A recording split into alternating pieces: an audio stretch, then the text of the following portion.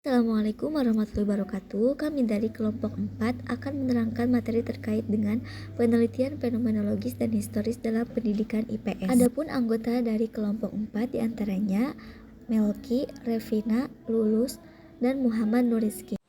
Baik, di sini saya akan menjelaskan mengenai pengertian penelitian fenomenologis.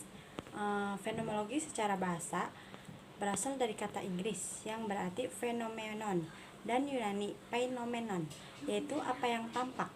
Fenomen mempunyai pengertian suatu objek atau gejala yang tampak pada kesadaran kita secara indrawi. Dalam arti sempit, fenomenologi adalah ilmu yang melihat gejala penampakan diri pada kesadaran kita. Dalam arti luas, fenomenologi adalah ilmu tentang fenomena-fenomena atau apa saja yang tampak. Karakteristik fenomenologis yang pertama ada deskriptif. Fenomenologis menggambarkan pengalaman subjektif manusia secara mendalam tanpa asumsi berlebihan. Yang kedua ada esensi, memahami struktur dasar pengalaman menjadi apa adanya. Yang ketiga ada reduksi. Metode ini menghilangkan prasangka untuk memahami pengalaman secara murni dan objektif. Berfokus pada pengalaman manusia selalu diarahkan pada sesuatu, yaitu objek dan fenomena. Selanjutnya ada kelebihan dan kelemahan metode fenomenologis. Kelebihan yaitu memahami makna tersembunyi, pengalaman individu dan menghargai perspektif personal secara mendalam.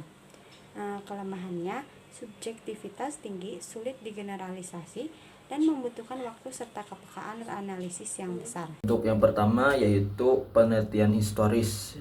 Jadi penelitian historis ini adalah metode yang digunakan untuk menyelidiki kejadian-kejadian yang terjadi di masa lampau. Penerapannya bisa dilakukan melalui berbagai jenis pendekatan seperti studi historis komparatif, pendekatan hukum, maupun kajian pustaka.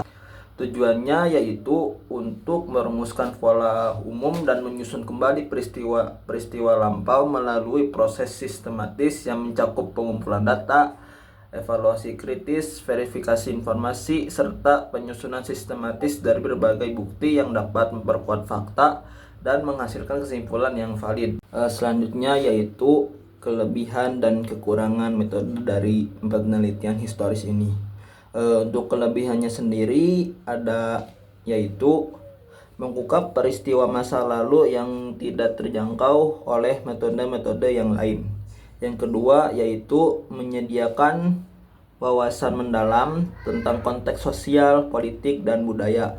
Yang ketiga adalah memberi pelajaran berharga dari masa lalu untuk masa kini. Selain ada kelebihan yang disebutkan tadi, tentu saja penelitian historis ini ada kekurangannya.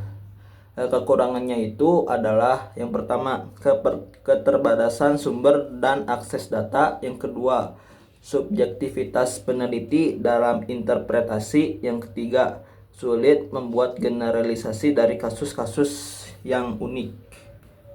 Yang selanjutnya adalah karakteristik utama dari penelitian fenomenologis dan penelitian historis. Yang pertama ada karakteristik dari penelitian fenomenologis, yaitu karakteristik yang pertama adalah fokus pada pengalaman subjektif individu. Yang kedua, karakteristik dari fenomenologis itu adalah wawancara mendalam sebagai sumber utama. Yang ketiga, karakter utama dari fenomenologis ini yaitu deskriptif dan mengedepankan reduksi asumsi. Untuk karakteristik historis, yang pertama fokus pada peristiwa masa lalu dan konteksnya. Yang kedua, pengumpulan data dari dokumen dan dari arsip.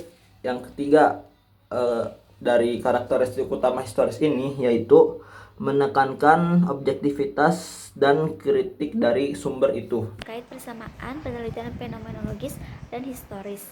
Nah, persamaan yang pertama ada keduanya sama-sama berupaya memahami kompleksitas fenomena manusia, dan keduanya juga terletak pada sifat kualitatif dan interpretatifnya. Keduanya tidak berfokus pada statistik, angka, melainkan pada pemahaman mendalam terhadap makna, konteks, dan perspektif.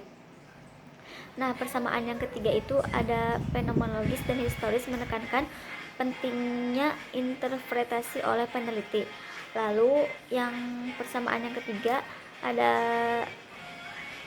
keduanya juga sangat memperhatikan konteks. Adapun perbedaan dari penelitian fenomenologis dan historis yaitu dalam segi aspek fokusnya itu fenomenologis lebih berfokus pada pengalaman subjektif dan individu, sedangkan historis lebih berfokus kepada peristiwa masa lalu dan dampaknya. Lalu perbedaan yang kedua itu dari metodenya.